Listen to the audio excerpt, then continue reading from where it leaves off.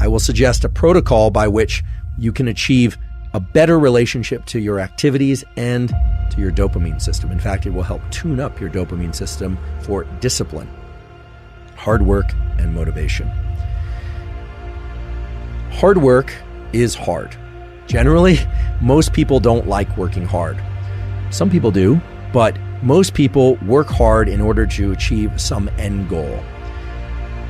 End goals are terrific and rewards are terrific, whether or not they are monetary, social, or any kind.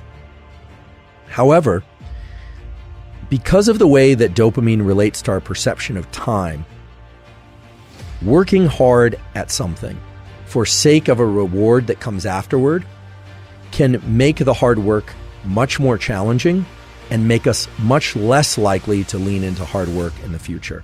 Let me give you a couple examples by way of data and experiments. There's a classic experiment done actually at Stanford many years ago, in which children in nursery school and kindergarten drew pictures. And they drew pictures because they like to draw. The researchers took kids that like to draw and they started giving them a reward for drawing. The reward generally was a gold star or something that a young child would find rewarding. Then they stopped giving them the gold star, and what they found is the children had a much lower tendency to draw on their own. No reward. Now, remember, this was an activity that prior to receiving a reward, the children intrinsically enjoyed and selected to do. No one was telling them to draw.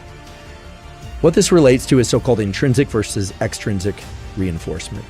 When we receive rewards, even if we give ourselves rewards for something, we tend to associate less pleasure with the actual activity itself that evoked the reward. Now, that might seem counterintuitive, but that's just the way that these dopaminergic circuits work.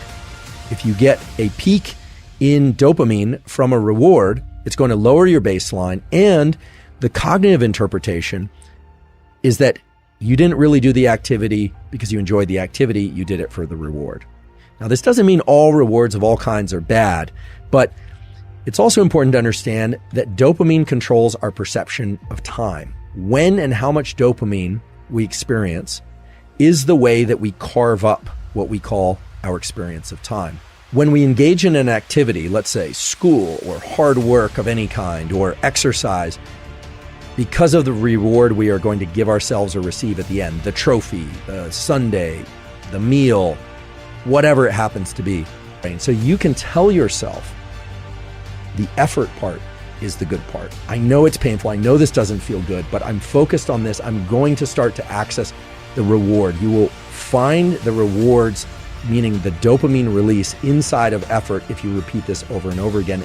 And what's beautiful about it is that it starts to become reflexive for all types of effort.